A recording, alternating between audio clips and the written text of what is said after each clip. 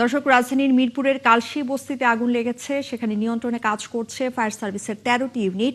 ঘটনাস্থলে আছেন আমাদের সহকর্মী নাদিয়া শারমিন। আমরা সরাসরি যুক্ত হচ্ছি তার সাথে। নাদিয়া, একটু জানাবেন, আসলে ভয়াবহ আগুন বোঝাই যাচ্ছে কারণ একসাথে ১৩টি ইউনিট সেখানে কাজ করছে। একটু যদি জানা যে আসলে আগুনের সূত্রপাতটা কিভাবে হলো, ফায়ার সার্ভিস বা এলাকাবাসী কি বলছেন, সেই সাথে আরো দুটি বিষয় জানতে চাচ্ছিলাম যে হতাহতের কোনো খবর এখন পর্যন্ত পেয়েছেন কিনা, আর আগুন কতটা নিয়ন্ত্রণে এসেছে।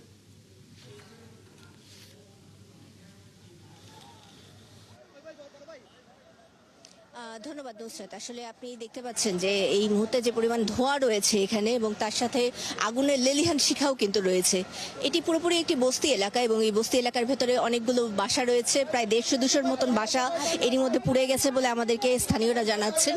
এবং ফায়ার সার্ভিস এসে ৭:৩০টার দিক থেকেই প্রায় চেষ্টা করছেন বলা যায়। তারা ৭:২৩-এ খবর পান। ৭:২৩-এ খবর পাওয়ার পর থেকে তারা এই অগ্নি নির্বাপনের চেষ্টা করছেন তাদের মতন করে।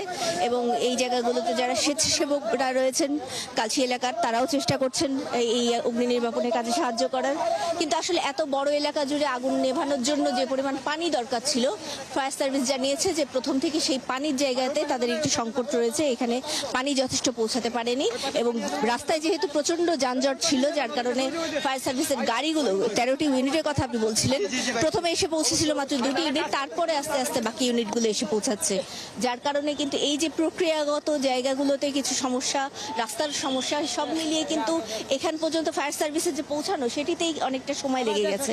এবং সেই কারণে এই অগ্নি নির্বাপনের কাজটি শুরু করার আগেই মোটামুটি বলা যায় বেশ বড় অংশ জুড়ে ছড়িয়ে গেছে আগুনটি। এবং এই আগুনটি ছড়িয়ে যাওয়ার পরে কিন্তু এটি নিয়ন্ত্রণ করা বেশ দুরূহ হচ্ছে। আপনি দেখতে পাচ্ছেন বাতাস এত বেশি রয়েছে, আমাদেরও এখানে কাজ করা দুরূহ হয়ে যাচ্ছে বা আমরা কোনো জায়গায় অবস্থান নিতে পারছি না। আসলে বাতাস মুহূর্তে মুহূর্তে আসলে দিক পরিবর্তনের সাথে সাথে আমাদের দিকে ধোঁয়া চলে আসছে এবং সেই জায়গা থেকে আসলে কাজ করা বেশ কঠিন। শ্বাসনালীর পুড়ে যাওয়ার একটি আশঙ্কা থেকে যায়। তারপরেও এই জায়গাগুলোতে যারা ফায়ার সার্ভিসের ১৩টি ইউনিট রয়েছে, পানি বিশেষভাবে নিয়ে আসা হয়েছে। বিশেষ ফোম টেন্ডার আমরা দেখতে পাচ্ছি যেগুলোকে অন্যান্য আগুনের ক্ষেত্রে আনা হয়। এবং তার পাশাপাশি কিন্তু আপনাকে আরেকটা জিনিস বলে রাখা ভালো, বস্তি এলাকা হলেও এই জায়গাগুলোতে বৈধ অবৈধ নানা ধরনের গ্যাস সংযোগ থাকে এবং তার পাশাপাশি সিলিন্ডার থাকে। সিলিন্ডারের দু একটি বিস্ফোরণ আওয়াজ স্থানীয়রা পেয়েছেন বলে তারা আমাদেরকে জানিয়েছিলেন, যার কারণে ভেতরের দিকে যেয়ে কিন্তু এই মুহূর্তে অগ্নি নির্বাপন করাটি সম্পূর্ণ যে নিরাপদ হবে সেটিও নয়। যার কারণে এর ভেতরে গিয়ে অগ্নি নির্বাপনের কোনো সুযোগই এখন এই মুহূর্তে আসলে নেই।